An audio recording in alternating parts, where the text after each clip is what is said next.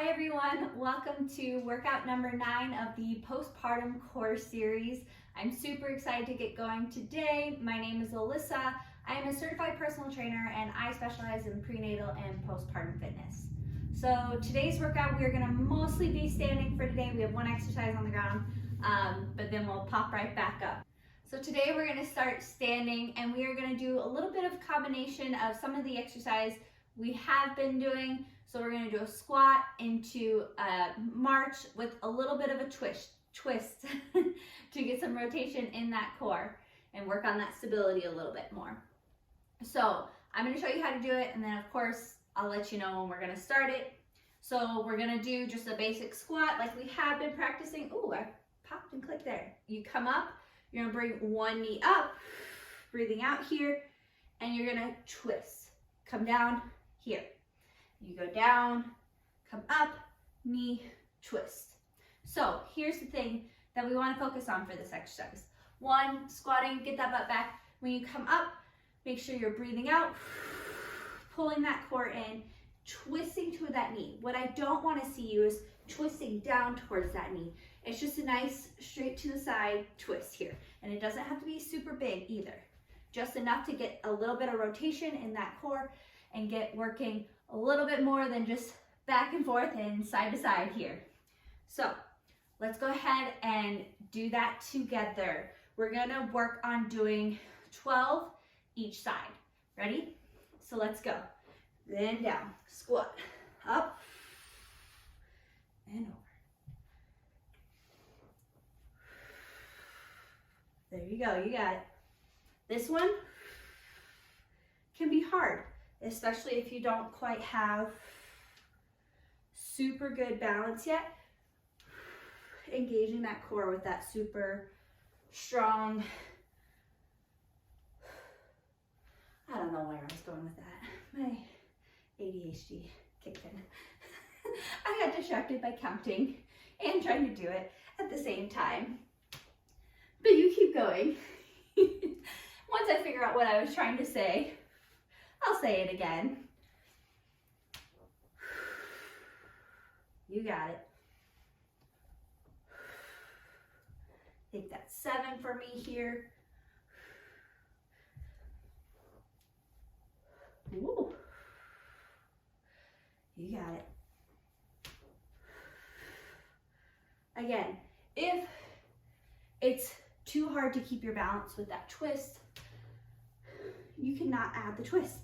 If this is hard enough for you to just get up with that knee without losing your balance, work on squatting and coming up with that knee. That's going a little fast, but just do that.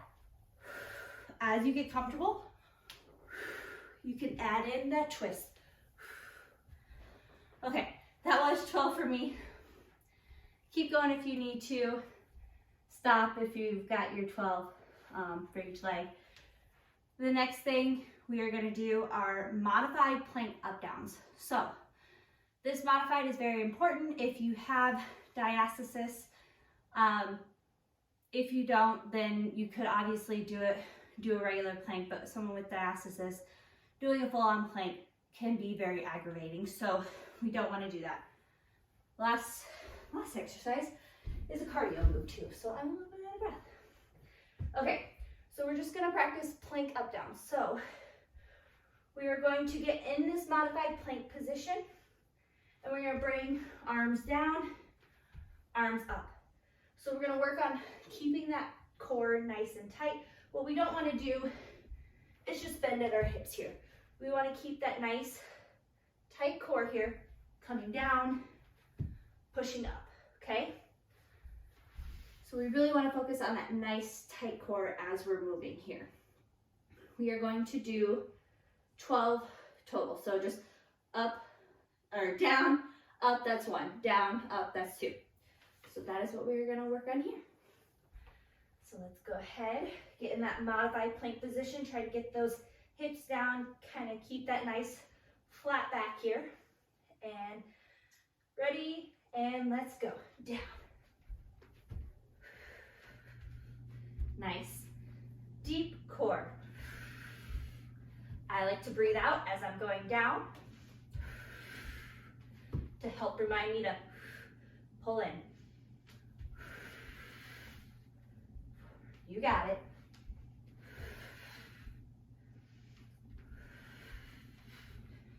You should feel this burning in that core a little bit, and you feel it in your shoulders. So it's a little bit of an arm workout today. Working more so on full body, getting full body integrated into that core strength.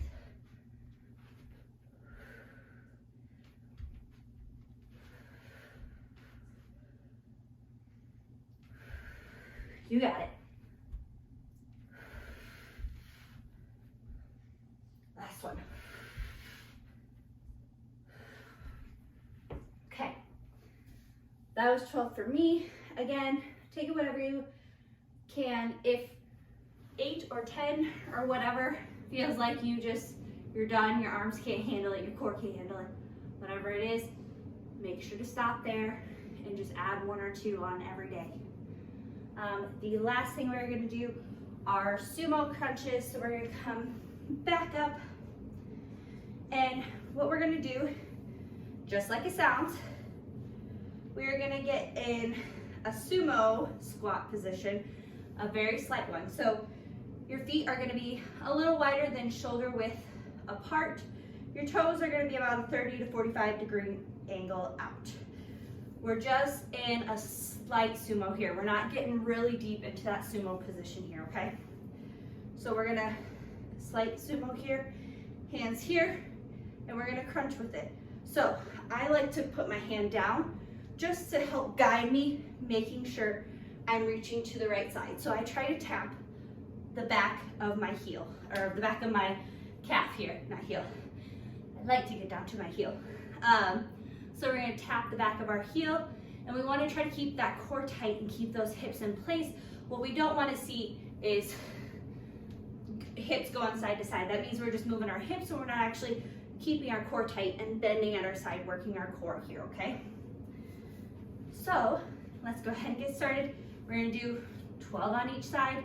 I like to start at 12 because if you can do 12, that's a really great starting point, and then work up and then add more weight or do more variations. So, feet a little wider than shoulder width apart, toes 30 to 45 degree angle out, just a slight dip, not a huge dip into the sumo squat, and we're gonna go ahead and go. Let's go. 1, 2, 3, 4.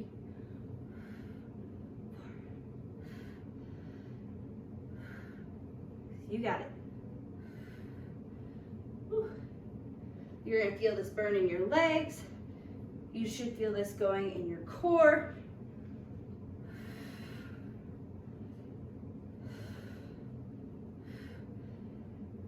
It's like another version of a penguin almost. You're just getting your glutes and your hamstrings and quads and all the other things involved as well as you do this one. I personally like penguins more for like oblique work if I'm just focusing on obliques. But this is a great one for those who can't necessarily lay down on their back and or they just are trying to get more whole body into it. You got it.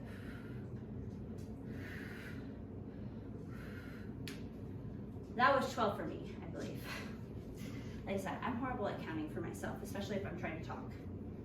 So that is the 3 exercises for today. We are going to repeat those one more time quick, and then we are done for today. And then I will see you on Monday. And so for this weekend, I want you to practice these exercises and the ones you learned this week. Really try to work on upping the amount of reps you do for those. Again, just choose like 3 or 4 a day and go through them and try them and work on that core, those glutes. Just find something that you really like and work on those. So really quick, we're gonna go through those 3 exercises again one more time. That first one was the squat with the knee up, rotating, okay? So let's go ahead and go. So squat, you got it.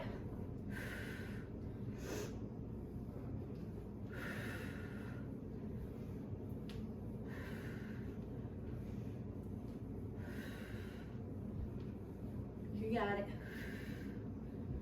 Remember, if it's too much to add the rotation in right now, focus on squatting down, bringing that knee up.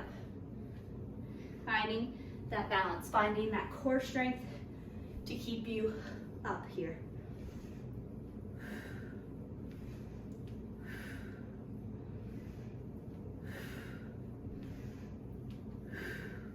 You got it. Keep that back up. Keep that back straight. Really focus on that core. You got it. And I completely lost count by now. So I'm guessing I'm at about 10 here,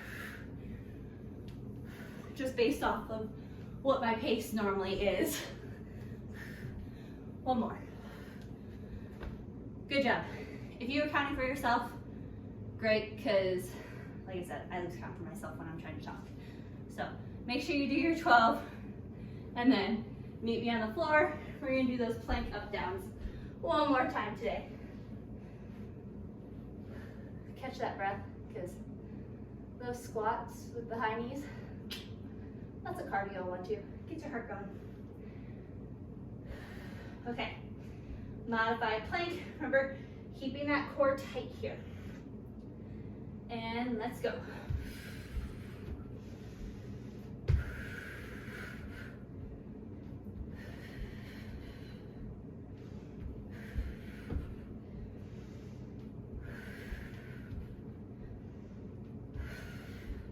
And something I forgot to show the first time around, if you need to do this, I hope you can see this over here, but you can do it modified on the wall if going down is too much for you. Oh, I have socks on, so that's not helping. But you can do the same thing on the wall here. Okay? If on the ground is still too much for you. So it's a good alternative. So if you've been going, keep going. Finish your 12. I'm gonna put a quick drink of water. And then we're gonna finish up that last one with the sumo crunches.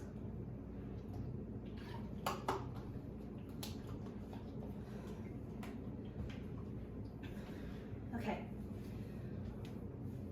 If you need to pause it to get a drink of water or anything like that, please do, like at any point. Water is super, super important, especially if you're breastfeeding. A lot of times, typically what happens when people say they lose their supply from working out postpartum, it's actually due to them not drinking enough water to replace their sweat and to replace what they're losing while they're working out. So it's super, super important to drink a ton of water already as it is postpartum and breastfeeding, but especially if you decide to start working out during that postpartum period as well. So last one, let's get to it. We're almost there. You should hopefully feeling those legs burn, feeling that core kind of kick in here. Legs slightly wider than shoulder width apart. Feet about 30 to 45-degree angle out. Slight bend in those legs. And we're gonna reach down to those calves. Ready? Let's go.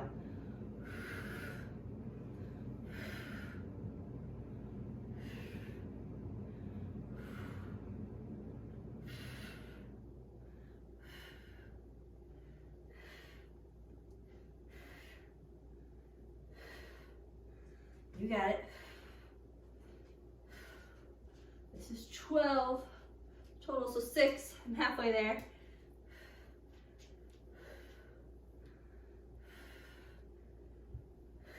9, 10, 11, 12 here. Good job. So that is the workout today.